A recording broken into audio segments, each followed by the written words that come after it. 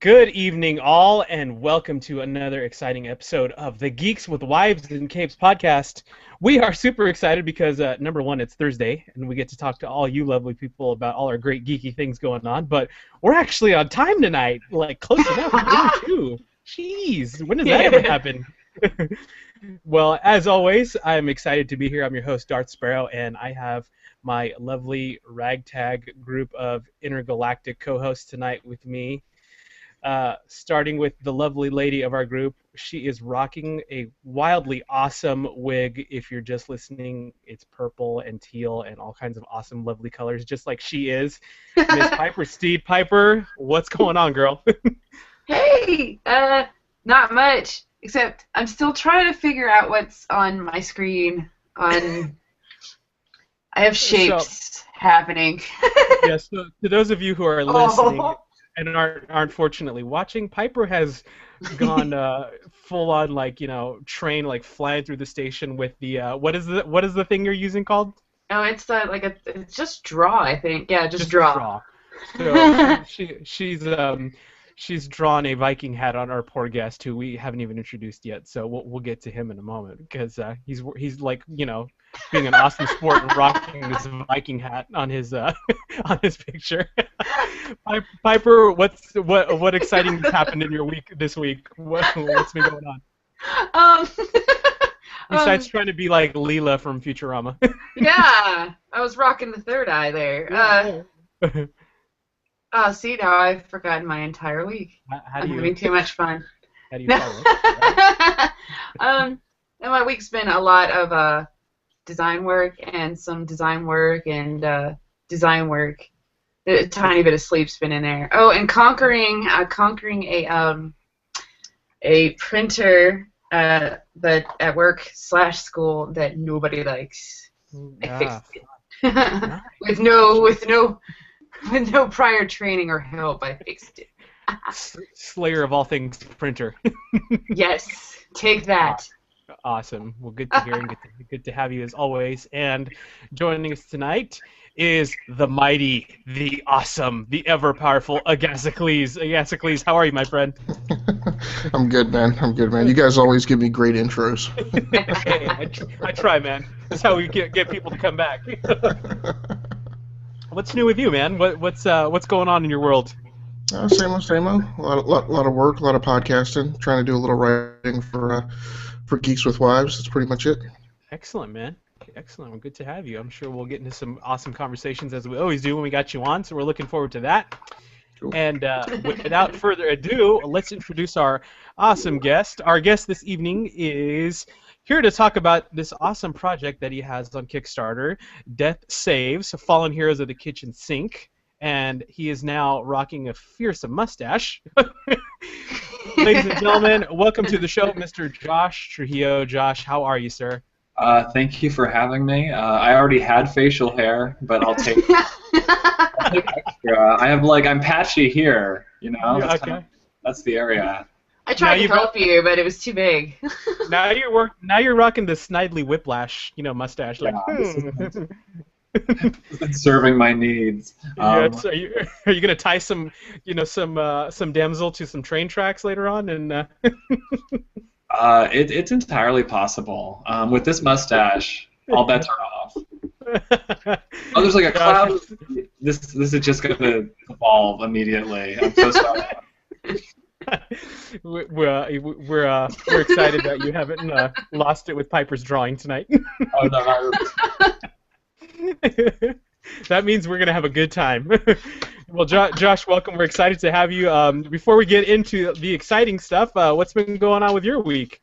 You know what? The Kickstarter for Death Saves has gone really well so far. We've been able to hit our goal. I thought that when I was talking to you, I'd kind of be like on my knees, like begging you, and I still am.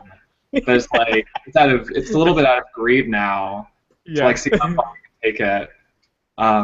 Beyond that, my entire week has been logging onto the Club Nintendo website and trying to get in my points.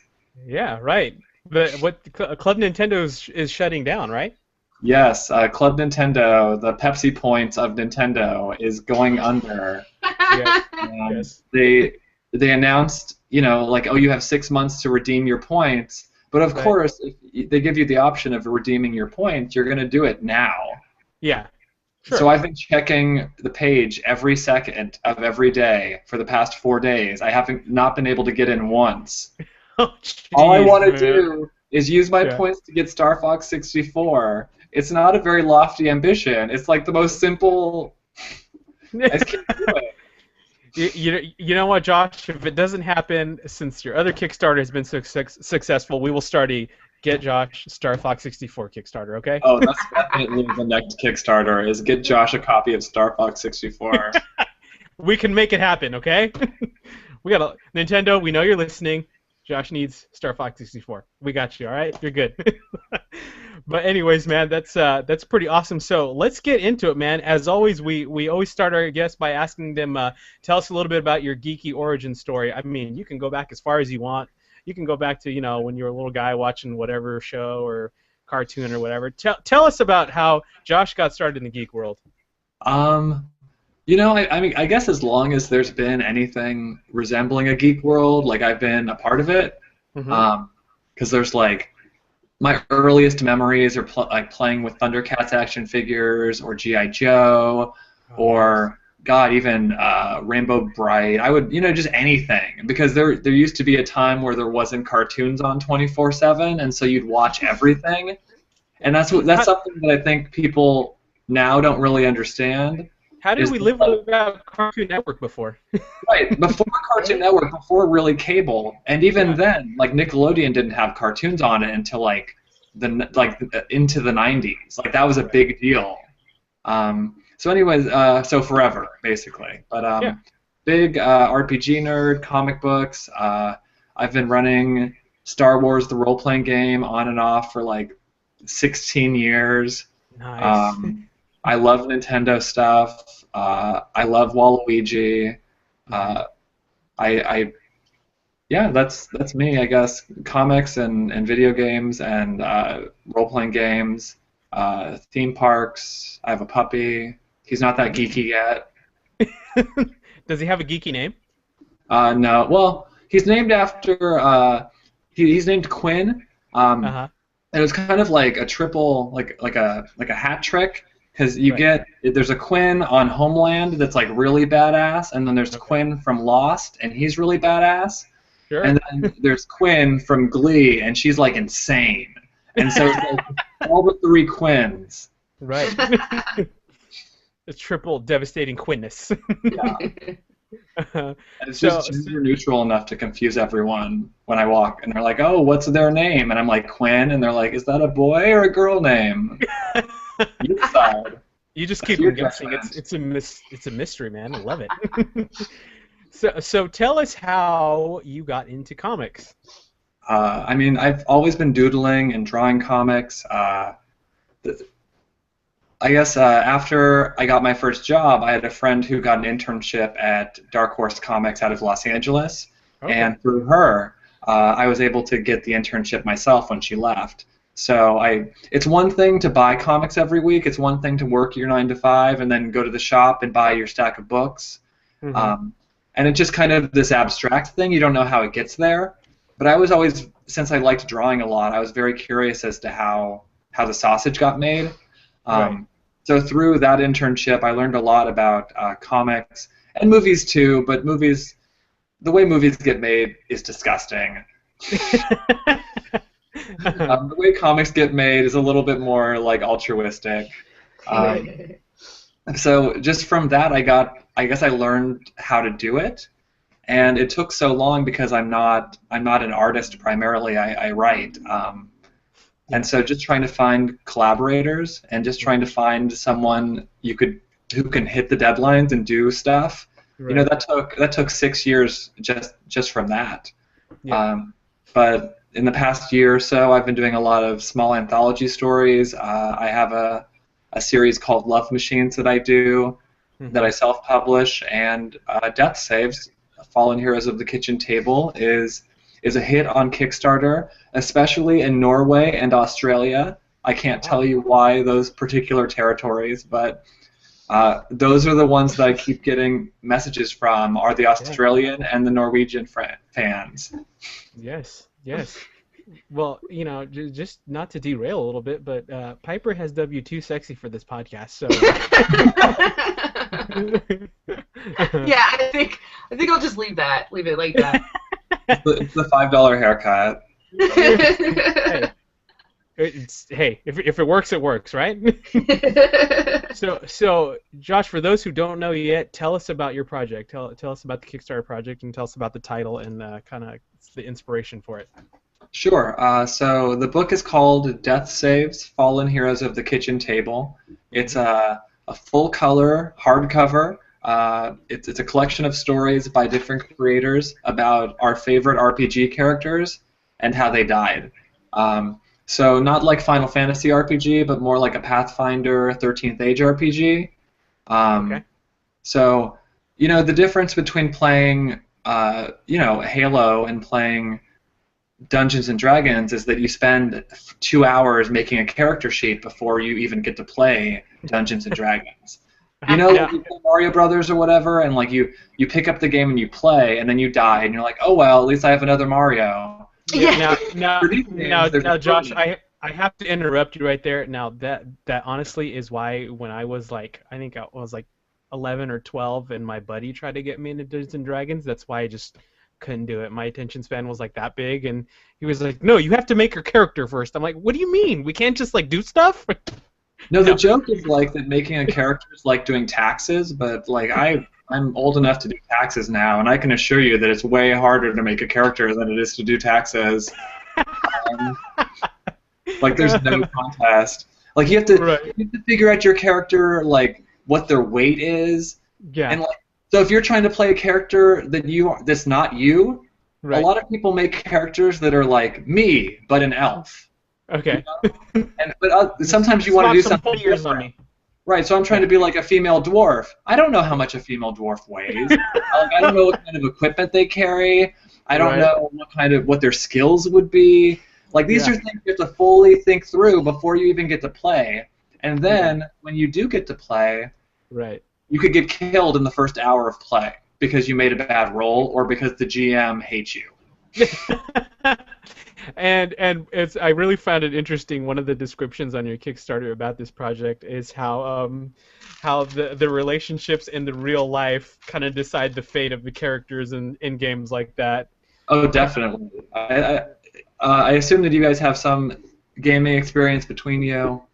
Oh, me definitely. Oh, man. Piper, yes. I have a little bit. Probably not much. I have tons. Oh. How about Agasicles? Do you play RPGs, Agasicles? Not these. I don't play tabletop these days, but through high school, probably age 13 through the first year of college. So a good 6 years. I had a huge swath of RPGs, and I was the type who didn't play just TSR, Dungeons and Dragons stuff, but I played Villains and Vigilantes and. Oh, I've played that. That's a weird game. Yeah, and Top Secret, and just kind of all these really small peripheral RPGs. So yeah. Yeah. So, have you had any characters that were killed during play? Yes, and I find and your project interests me because I've been reviewing a lot of comics, and I wrote a review today, and my comment was, there are some things, and it probably transcends a few different media forms.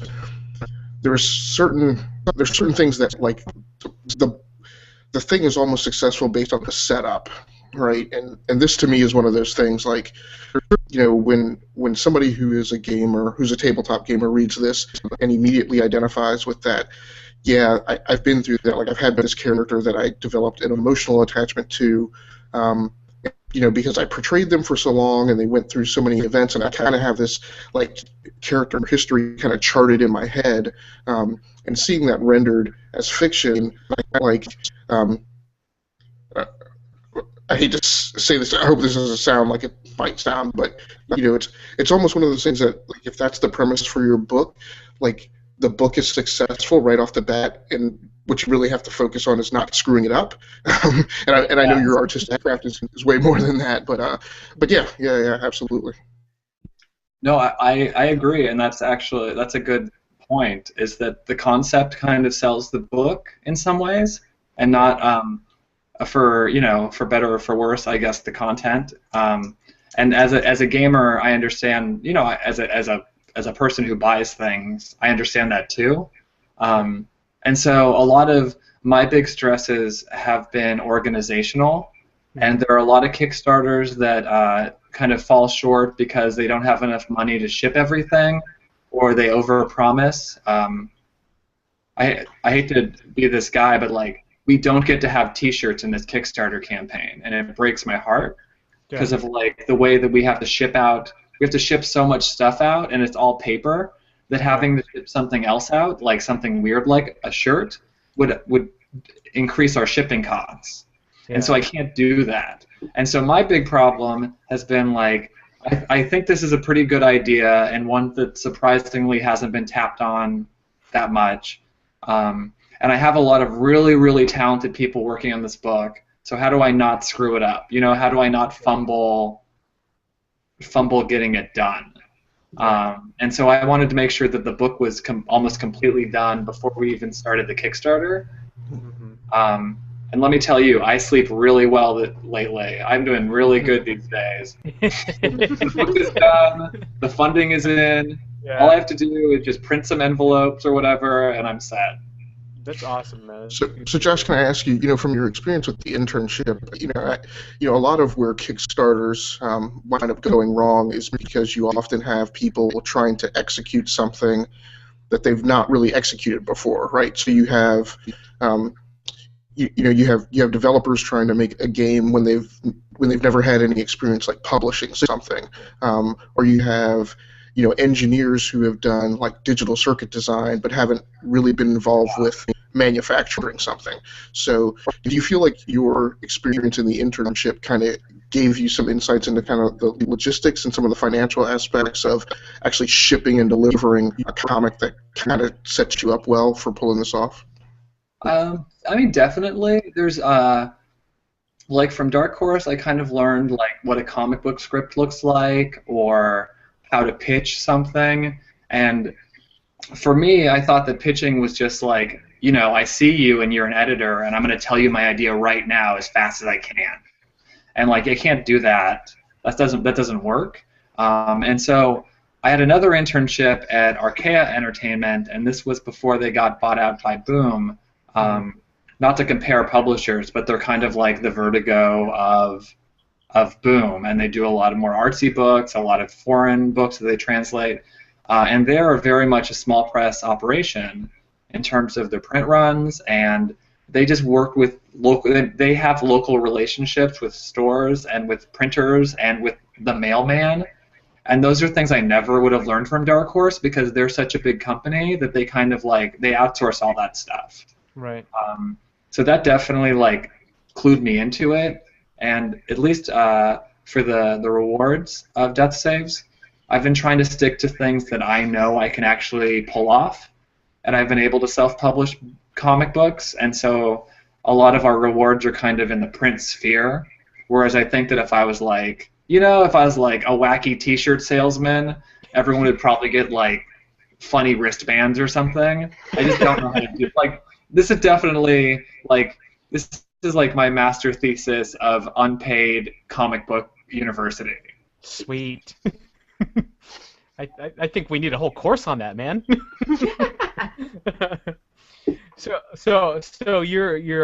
So technically we're excited you came on because I mean you really don't need to come on since your book got funded already. we were talking about this before the show, but we're super excited because we wanted to hear about it. Tell us about some of the content in the book, because we know there's like a slew of different contributors you have on this book and different types of stories. Tell us a little bit about that. I am but one part of why this book has succeeded so far. I will say that if you want to do a successful Kickstarter project, you could do a lot worse than teaming up with 30 people who also have to promote the Kickstarter project. So like that's been good. We've got artists from Poland, artists from all over Europe, South America, Mexico, Canada, And these are all people who grew up playing these kind of Dungeons and Dragons games. Mm-hmm. And I find that really interesting too, because a lot of people, some of the artists even, have had to have the scripts translated into their native language so that they could draw it better. Wow. But there are things about the game that they were able to, that's universal. You know, there are things about rolling a d20, and there's things about having a bad roll, or there's things about goblins or dwarves. You'd be surprised what people in Italy know about dwarf culture. They actually know quite a bit. You could have a conversation with them about it. Right. That's awesome. You have a how did you get your contributors? Like, did you put out a call for this? Are these friends of yours, or all of the above. Getting artists is the hardest part of doing a comic if you're a writer, and they don't get paid enough, and they work too hard. And when I write a script and I'm done with it, I can give it to the artist and be kind of comfortable with that. Yeah. Whereas they have to sit and look at it for 2 weeks, like nonstop, to get it done. Yeah. And so, like, it's a weird give and take, and I just find that being my advice for comics: be infinitely patient, be infinitely kind, and never put anything on your credit card, and you'll be fine. That's a big one, man. That's And super all important. people, I mean, compensate them when you can. For this is kind of like a combination of everyone wanting to tell their story, but in general, we gotta pay these folks. Yeah, right. How much of the story did you write? I have 2 stories in the book. One is, I won't even say loosely, one is directly ripped off from what happened to my friend's character growing up. And then the other is kind of like fan fiction for my favorite RPG character that I have right now. But one's like more of a straightforward adventure story, and one of them is kind of like more of a meta humor, like in the game kind of thing. Right. So the one that's, related to a friend, are you still friends with this person? Yes, very much so. I will say the people that I played with growing up, some of us have fallen to the wayside, but they've been seeing me post about this book for like, a couple weeks now. And so they've all eventually clicked on it out of curiosity. Right. And they're all like, oh, am I in this book? Is this book about me? And for everyone, I've like, no, this book's not about you. It's not about you. Except for one of them, I'm like, this book's kind of specifically about the way that you played. Because he's a guy where he died over and over and over again. I appreciate the rainbows and the mushroom. So no one's going to judge me for drinking this wine, I guess, with all this other stuff happening.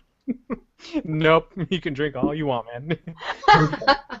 So my friend is his arch nemesis in these games is a gelatinous cube. Are you familiar with that? So I'm not. it's a big acidic cube. It's about the size of like a storage unit. Okay. And it's kind of sentient. All right. Kind of alive. But mostly what it does, it just sit in a dark place and wait for you to walk into it. And then you just get eaten alive by it. Nice. So my friend, one adventure, he accidentally opens a closet, or he's trying to get to the treasure before everyone else. He runs into a gelatinous cube, gets completely consumed by it. We all laugh. The next week, we're in another dungeon.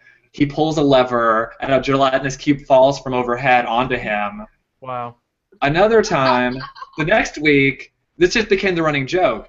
The next week, he was sick, and we didn't have, his character was ill, and so we needed a cleric to heal him, but the cleric was shady, and it's like, oh, I'll sell you this healing potion for $50 or whatever. So he buys the healing potion, and he downs it, and it's distilled gelatinous cube, and he burns from the inside out, and he dies. Oh, that's fun.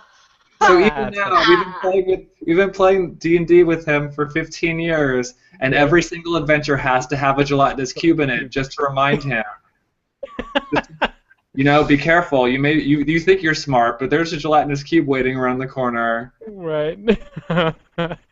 That's terrible, man.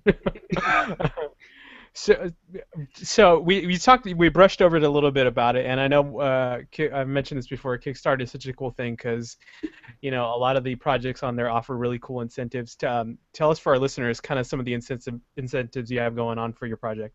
Yeah. So when we were trying to hit our initial goal, we kind of lowballed it, and we wanted to print a softcover book. We wanted to print it in a small print run, and we wanted to print it in China because it's cheaper. And because of the success of the campaign so far, everyone's getting a hardcover version of the book. So even if you paid for the softcover, you get the hardcover. It's going to come with some stickers, and it's going to come with this kind of like a GM, like a game master, dungeon master guide, or our version of it, which will have hundreds of different ideas on how to kill off your players. If we hit our next goal, knock on wood, we'll be able to expand that so that it has an original adventure gaming session written into it, so that you yourself can kill your players exactly how I would have done it. Oh, nice. If that's so your ego right there. Now, Josh, are all the stories in the book all like fantasy RPG kind of setups, or are there other flavors of RPGs in there?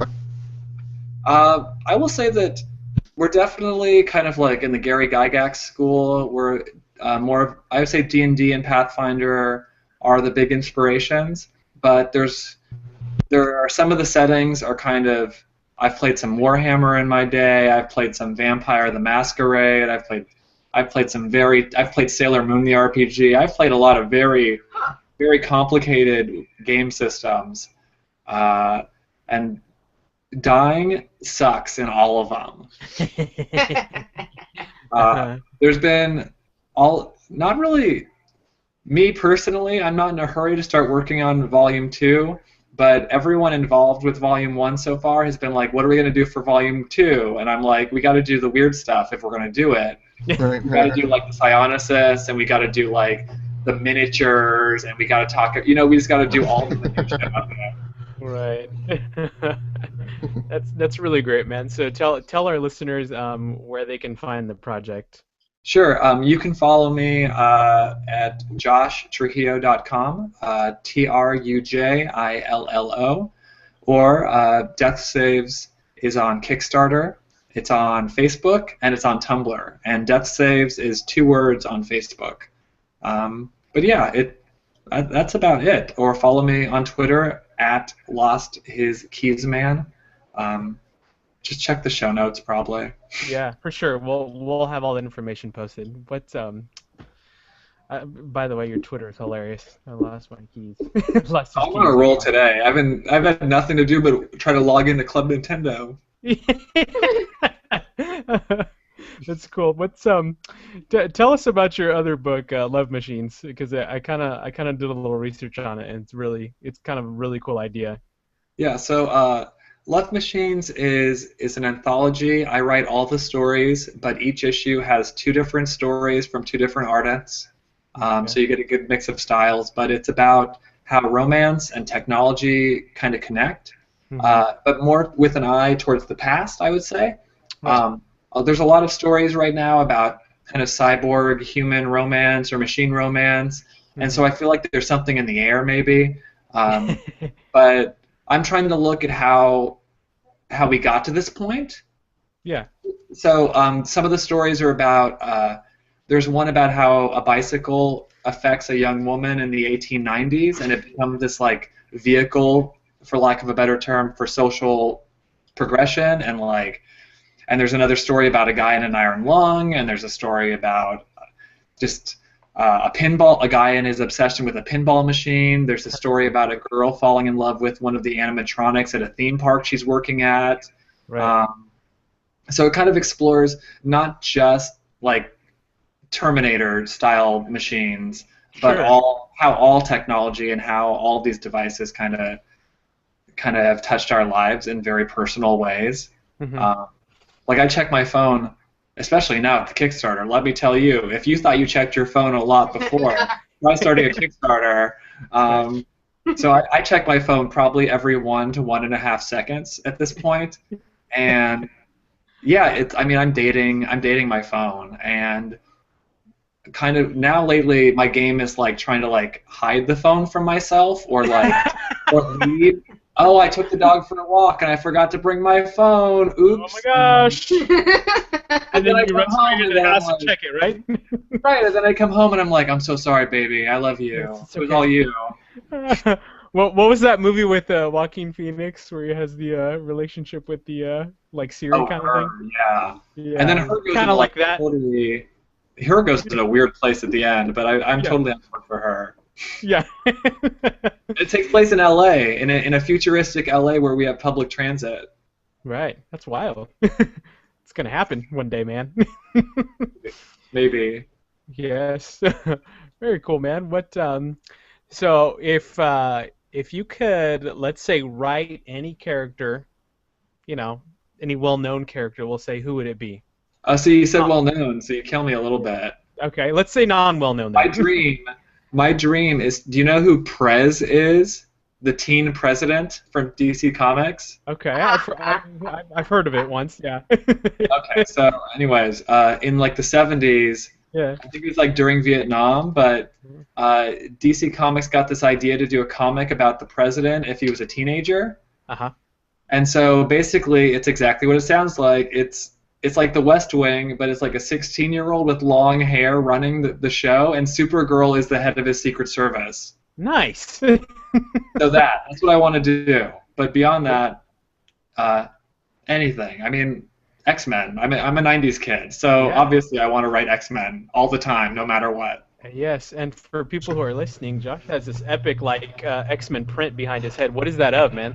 Oh man, I don't know if you guys got into Dynamic Forces in 2001, but so it's a Dave Cockrum, John Byrne, Alex Ross kind of jam. Actually, not a John Byrne jam. I take back the John Byrne of it, but it has my X-Men. Yeah, it's beautiful. And it's Alex Ross, and it's just painted so beautifully. Heck yeah. And Alex Ross doesn't like Wolverine that much, and it kind of shows in the way that he draws. I don't know. He just draws him like an angry, short Canadian guy. But who everybody says that's who Wolverine is, right? He's just an angry, short Canadian guy. I mean, you ask us on Google Hangouts who Wolverine is. You'll get a different answer maybe from on the street. But I love this. Yeah, this is one of my prized possessions. Yeah, it's cool. And I'm not a big Phoenix guy, I will say, but with this team, yeah, I'm totally down for it. So Josh, who's your favorite X-Man? Storm. Time to 100. Awesome. Good answer. Nice answer. Very cool. Yeah, this lineup. I could talk. I love all X-Men. Almost all X-Men, but. Storm is a big one. I love Nightcrawler. I love Sand or Dust. Dust is the name. She's one of the semi-recent Grant Morrison creations. Okay. I like her a lot. I like. Trying to think who's really impressing me. Right. Rachel Summers is always really well written, even though she's the kind of character that seems like she should be an afterthought. You know. Right. So are you into the, and I can't remember which title it is, because of course there's always like 59 bajillion X books being printed at one time, but are you into the, I think is it just X-Men that's the predominantly female group? The X-Men is the girl one, right? Right. So, I was kind of following that on and off. I'm not sure when I stopped. I'm reading my Marvel comics on Marvel Unlimited. Okay. I'm kind of, all the money I have for comics is kind of going into comics and not like, passively buying them right now. Right. So I think I'm semi caught up on that, and I like that team, but it's also one of those weird things where Wolverine and Cyclops are so toxic that like you have to do a book with female X-Men because there aren't any other X-Men. It's not like they're being progressive. It's like, oh, we ran out of X-Men.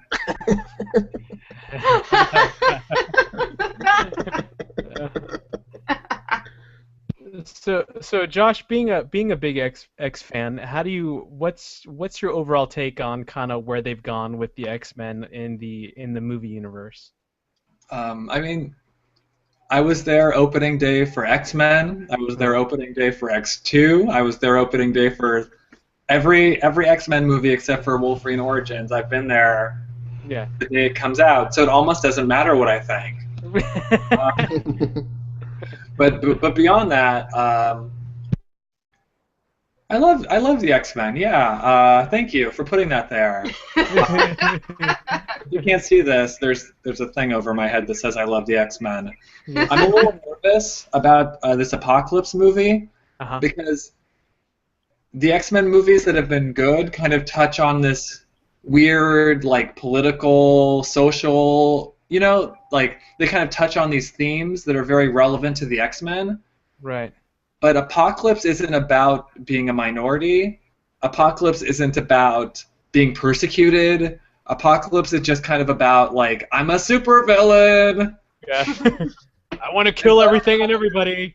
I don't know what they're gonna do with that. Like, I don't know what his shtick is. Right. I'm wondering. Oh, go on.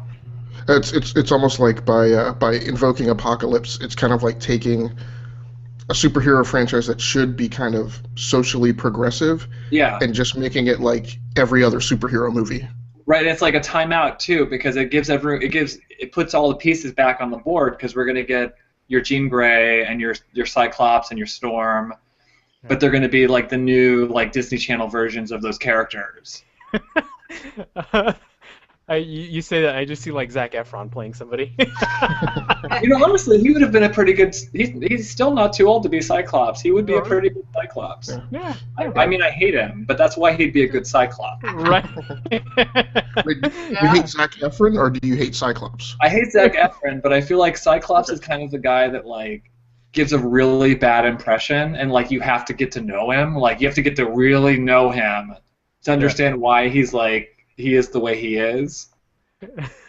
And so Zac Efron feels like he would be, like, a really cool guy to hang out with, like, the 100th time you've hung out with him. So, okay, I see what you're saying. Those people you kind of have to warm up to? Yeah. Like, Zac Efron and Cyclops are totally, like, in that zone. Yes, we all have that friend. I have one at work. When I first met him, I was like, this guy's a douche. And then I'm like, oh, he's one of my best friends now. He's the guy who comes off as a total tool until, like, that sixth time you go out with him and he, like, saves you in a bar fight or something. Right, he saves you in the Hellfire Club or something, and you're like, oh, okay. Or they come up to you and you go, hey, I found out you're a cosplayer. That's really cool. You're like, yes, it is really cool. Oh my God, did we just become best friends? Yup. I have 2 questions for you guys about Age of Apocalypse. Yes. Number 1, do you think it'll be any good?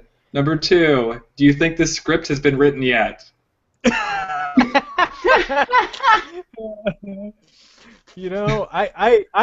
kind of like you when it comes to superheroes.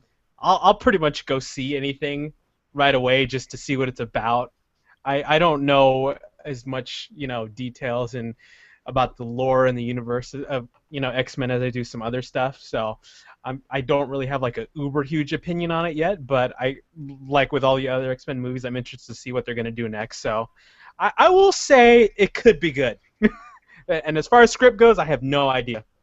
I mean, I'm not surprised that we got this far. Yeah. I mean, we're all, like, this is like the 8th X-Men movie or something. Yeah. I can't believe we haven't gotten Apocalypse yet. Mm-hmm. But also at the same time, it feels like Apocalypse, really? Yeah. That's where we're going now? Like, where do they go after this? Right. Agasicles, I know you know a little bit more about common than I do, man. What's your thoughts on those 2 questions? Yeah, so, well, the first thing I want to talk about is what Josh was saying, the are we really getting Apocalypse now? And I was going to say, kind of cynically, well, they had to beat DC to pulling out Darkseid. Yeah. You can't do Apocalypse after Darkseid because there's no contest. It's just a ripoff. Even though it's a ripoff, it's a ripoff. Exactly. So I'm going to do what I typically do, which is provide an answer that's not the answer to the question that was asked. So I think the Apocalypse movie could be good. I don't think that the script is written. I think just the invocation of that character makes things so convoluted and trying to pull it off that script's going to be rewritten like 15 times. I mean, it's going to be getting rewritten as they're shooting it. But the big thing for me is, and it's sad to say as a geek, alpha geek, if I could go that far, I don't really know. But the point is, there's, I use that term loosely, but I just mean a geek who's into like all the geek stuff, right? So video games, comics, movies, TV, all that stuff. The problem is today is there's just so much stuff, and a lot of what I'm writing about is this constant time management problem of like, well, what are you going to hit on today? And it's sad to say, one of my current like tactics is there's so much comic book, movie, and TV stuff, movie-wise. If it's not the Joss Whedon Avengers kind of cinematic universe, like I'm not watching it. At least I'm not going to the movie theater to see it because I just can't make the time. Like that stuff, I'm waiting until it hits streaming and comes out because it's just because X-Men isn't part of more movies, because you have to wait 3 years or whatever for an X-Men movie, it's why not wait another 6 months to see it on DVD? Well, no, it's not so much that. It's just, so if you're going to hook into Avengers, right, then you've got the Avengers movies, you've got Cap, you've got Thor, up until now you've had Iron Man. Right. You also have Marvel Agents of S.H.I.E.L.D., which hooks into that storyline, and now you've got Agent Carter. Mm-hmm. That's 6 franchises. That's right. Enough. Lots of people busy. Right. And with X-Men, I just feel like I can wait to hook into that. Gotcha. Do you feel, and I don't know anything at all, clearly, but if there's that rumor this week that the X-Men might get to television sooner rather than later, mm-hmm. and if this Apocalypse movie like launched an X-Men series starring Cyclops, Jean Grey, Storm, and some also-rans, would that be like, if there was a TV component to the X-Men universe, do you think that would be more interesting to you? Well, no. I don't think that the X-Men storyline is one that fits on a small screen. I think what you could do is you could do like a New Mutants. You could do like the Xavier School, or you could do something kind of like an X Factor. That's this like smaller team and smaller unit that kind of does like the Spec Ops kind of stuff, or maybe even that kind of thing with like one character. But I don't personally think X-Men fits on a small screen. I think it's just too big a swath of story. Who's your favorite X-Man or woman or thing? It's going to kind of be, but I'm a Cyclops fan. Oh. Ouch. Ouch. He's on my wall. I believe in him. I love him. So here's my justification. If you read this probably comes mostly from the Utopia, story arc where they, pulled out of San Francisco and went to live on the island. That whole storyline, in the wake of Xavier being murdered, essentially, the big thing in DC is Batman is supposed to be like the best tactician, right? So if you talk about big I don't know, combat scenes or whatever, Batman is supposed to be the guy who like tells everybody what to do.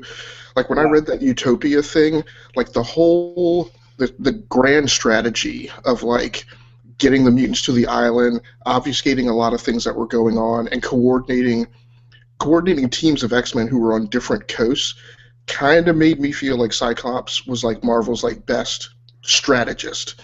I'm interested in that. I would talk your ear off about this actually.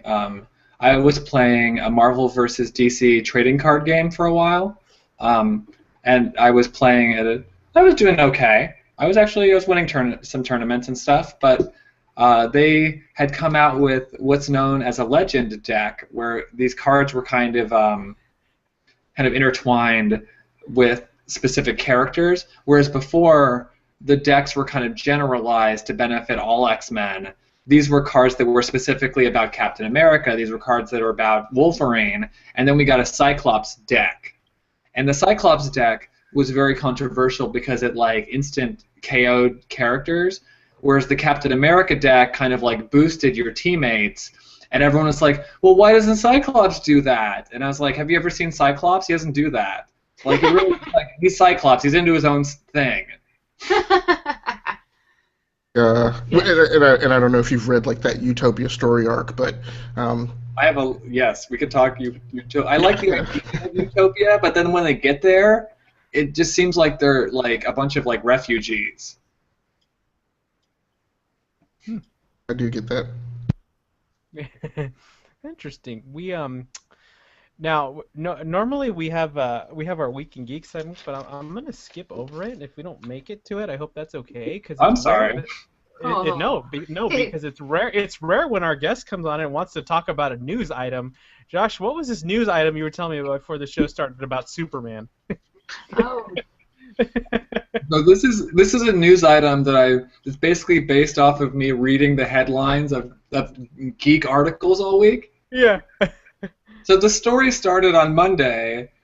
Superman has a new power. Guess what it is? What's his new power? And so, Twitter like erupts with a bunch of really horrendous jokes, some of which were pretty good. Yeah. And so his new power is basically he releases all of his solar energy because he stores it up. Sure. He releases it as like a final blast, like raw. And then here's the very important part to the power. All right. After he does this supernova or whatever it's probably called supernova, I guess. Exactly what I was going to call it. Supernova. So after he does that, he's effectively human in terms of everything for one day. Oh. So this is what the news cycle has been for this Superman story from Monday, Tuesday, Wednesday. Right. And then today, about 20 minutes before I was trying to figure out the Google Hangout, sure. Jeff Johns, who's the writer on the Superman book, he made an announcement that he's out, effective the issue you just read. Wow. Did he write that issue? He is. He's the one that, if not, is taking credit for the new power. He's the one that is in charge of talking about the new power. Okay. He wrote the issue with the new power, but there's, who knows who came up with the new power. Right. I don't know how I feel about that. How do you feel about this new power? It's Dragon Ball Z, but there's kind of a twist. Yeah. Like, I'm kind of into it. Like Kamehameha. Right. It's kind of Dragon Ball Z, but like, I don't know. I don't like the idea of Superman expelling energy that much, but I guess that the heat vision's okay. But when they turn the heat vision into being like Cyclops, I don't like it. Okay. Yeah. So for me, like, I want him to have a set thing of powers, but if they're gonna do kind of a Silver Agey take where he has new powers every couple of months and it's just unpredictable and weird, right, I'd be okay with that. Isn't that kind of like what happened when he was going through puberty? Like, isn't that kind of what we saw in Smallville? Like, he was kind of learning what his new powers were every week. I don't know if you remember watching Smallville seasons 2 through 4, but there was some puberty storylines in those episodes. Oh yeah, for sure. That's like what the show was about, pretty much. I feel like he got a new power that he didn't like, that isn't in the comics in that show. Like, I feel like there's an episode where he gets like a one-off power, and it was like, what was that about? Yeah. And they could totally pull a Superman 2 and have him like pull like a cellophane S off his chest that like wraps his enemies up. What? Or allows him. What the hell was that power? or allows him to project holograms, or shoot silver beams from his fingertips. Yeah, I don't. Silver beams are important. If you've read some of like the older Superman comics, he had some weird powers that only made it for like 1 or 2 issues because they were freaking weird. Yeah. Like making tiny clones of himself that would go and do things and then kill themselves. Yes. Like. Right. Hence the quintessential problem with Superman as a character. Yeah. And why he's so difficult to write and 3 times as difficult to like. Which this whole move kind of frustrates me a little because I feel like he was one of the few characters in the aftermath of the New 52 that they actually figured it out and were doing something good with, right?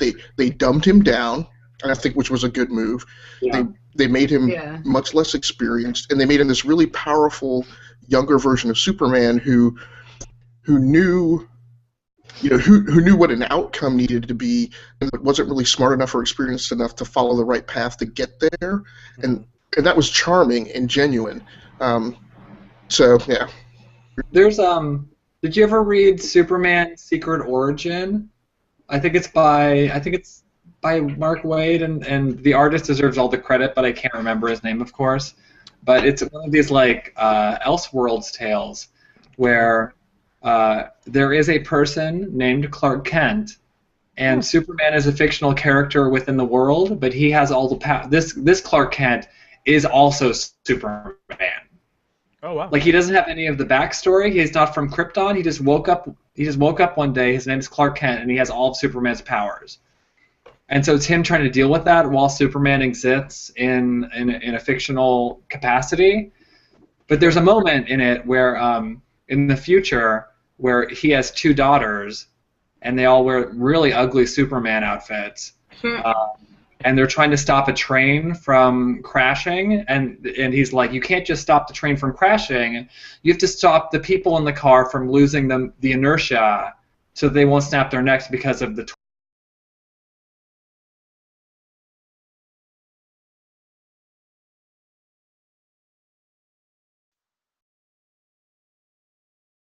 Is everybody there?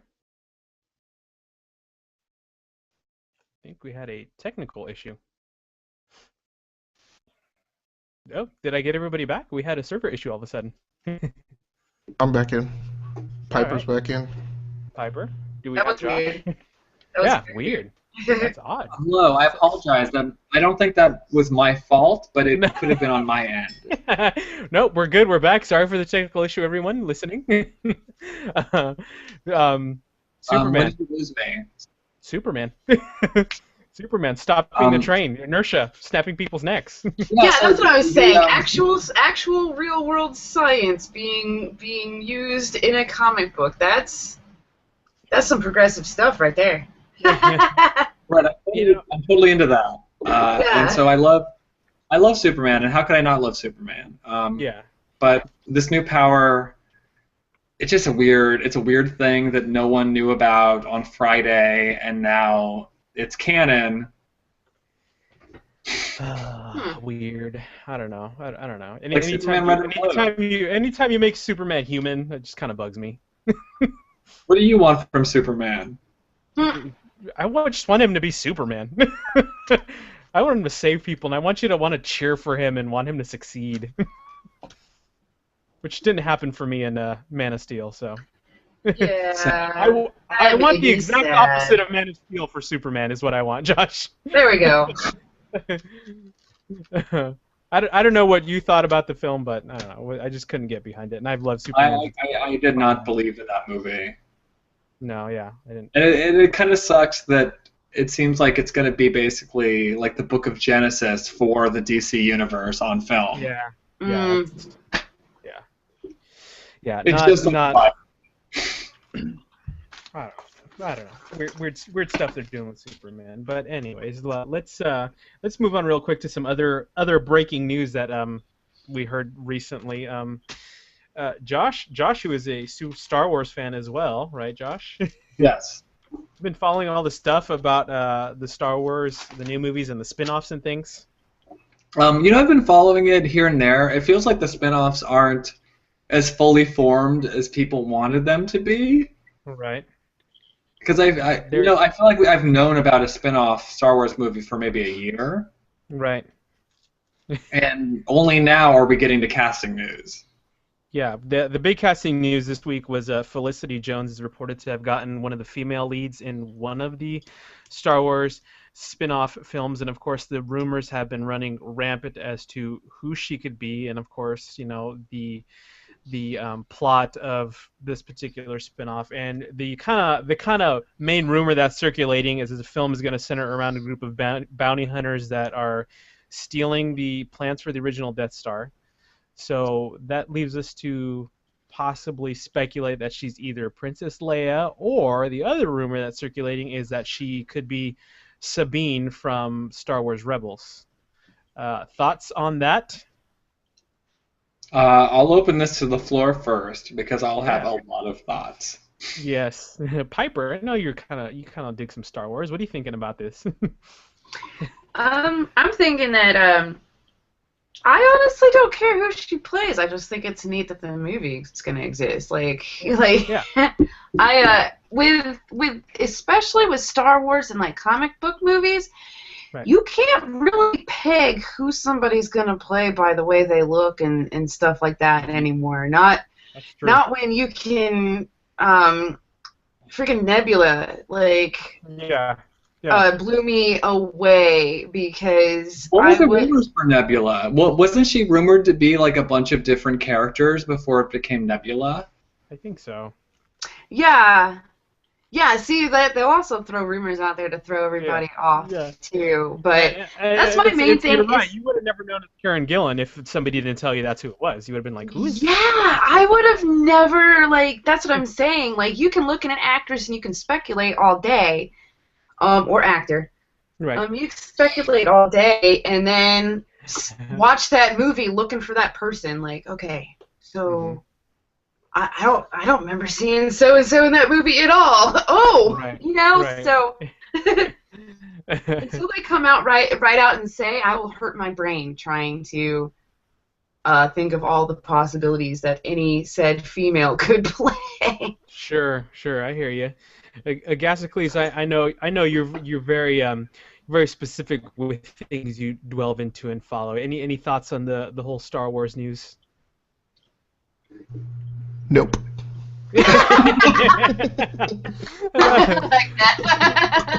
Awesome. Well said, sir. Well said. You out there. Nope. All right, Josh. What do you got? Lay it down for us. The rumor is that Sabine, right? She's going to be a character. I don't believe that for a second. Okay. Because Sabine is terrible. Sabine is like a jet grind radio character that accidentally fell into Star Wars. You totally just dropped jet grind radio right now. That's pretty awesome.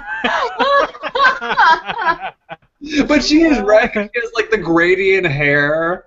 Right. And she's always tagging her little mark on things and it's not a complicated hairstyle. It's just a gradient. We just learned so. Hey, in a galaxy far, far away, maybe that's a complicated hairstyle. My issue with Sabine is that her whole MO is Boba Fett, but for girls with 4 R's. Girls, that kind of. Oh yeah. There's no way that Sabine is in this movie. The alien. If the rumor was that the ugly British alien that was in Rebels was in the movie, I'd kind of believe it. Okay. The one I'm holding out for, obviously, IG-88, Bosk. Done. Yeah. As long as one of those characters are in the movie, I hope they're probably going to do a Boba Fett movie eventually. Right. IG-88 has to be the villain for that movie. Oh, There's no other way to do it. I hadn't even thought of this, man. That'd be so rad. Oh man, I have so many opinions about IG-88. Can we just have an all-out bounty hunter war with all those guys in that scene from Empire Strikes Back, where they're just going at it? Dude, that'd be awesome. But I would watch a whole movie dedicated just to that. That's precedence that almost these guys are the ones that survived, and there's a whole nother flock of even worse bounty hunters. Ooh. Worse than Boba Fett. That'd be crazy. I will say one thing I would like to see, and I haven't followed all the Star Wars canon. I've read some of the books after, so I don't really know. I guess there is a bounty hunters novelization, right, or something. Yeah, all the Tales from Jabba's Palace. Start at Tales from Jabba's Palace, and then leisurely work your way through the other bounty hunter stuff. Yeah. If you don't want to know what's going on with Han and Leia and their kids, it's boring.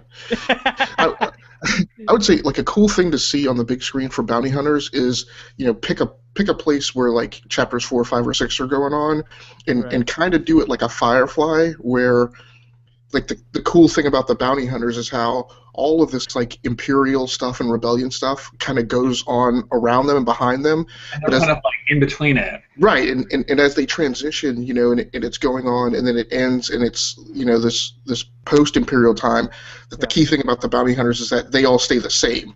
That like all that crap is like irrelevant to them, and they just kind of exist within the universe, no matter what's going on the larger stage. I think that would be a cool story to see. I think you just came up with the best, most money-makingest freaking live-action TV series right there.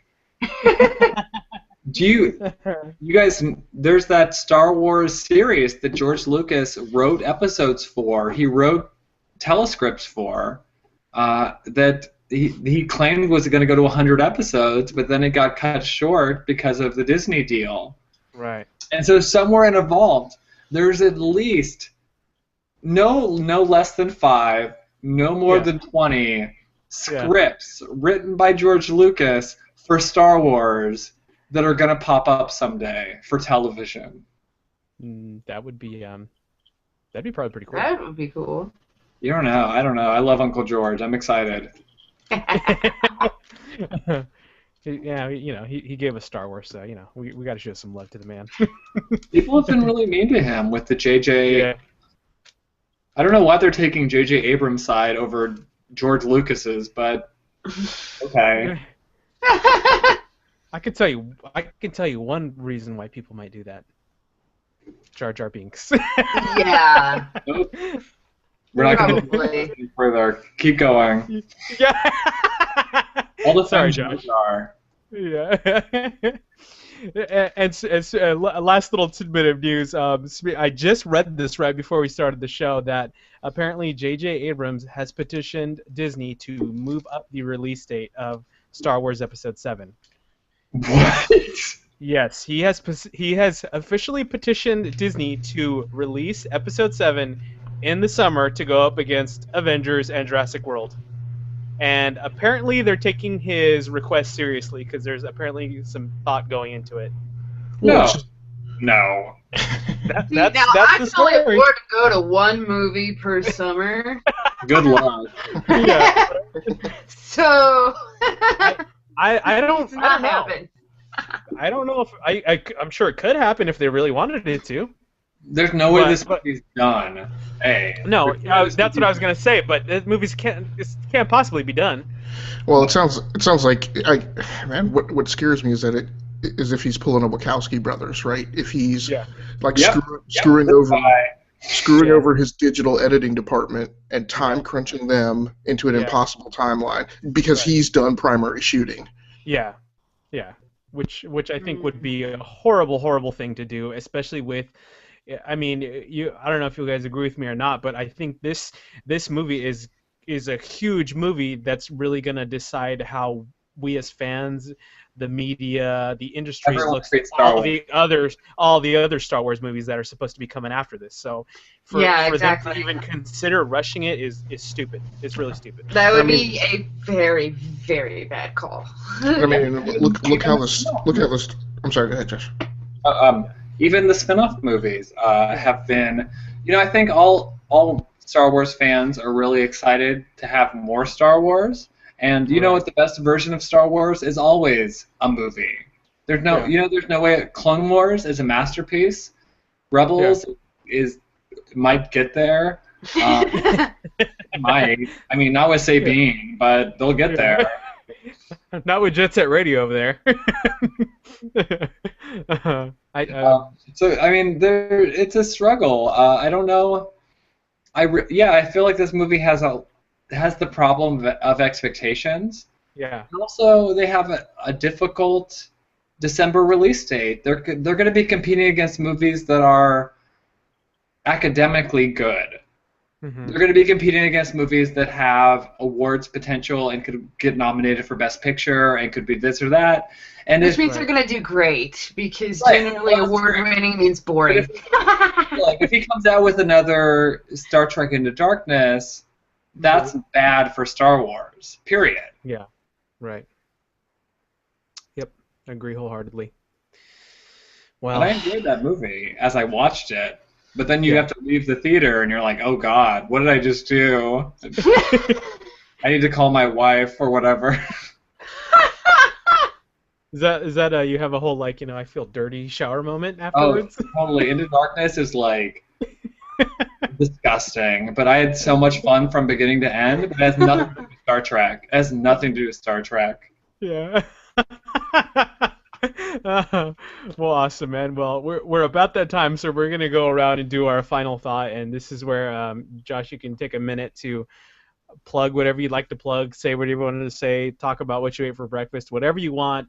So go ahead, my friend. We'll let you go first. Thank you for having me. But Yeah. beyond that, the big thing is, Death Saves is still going, and every morning I've had to wake up and come up with new stretch goal ideas, which is a very good problem to have. But be a part of something that's successful and is going to make it to your shelf.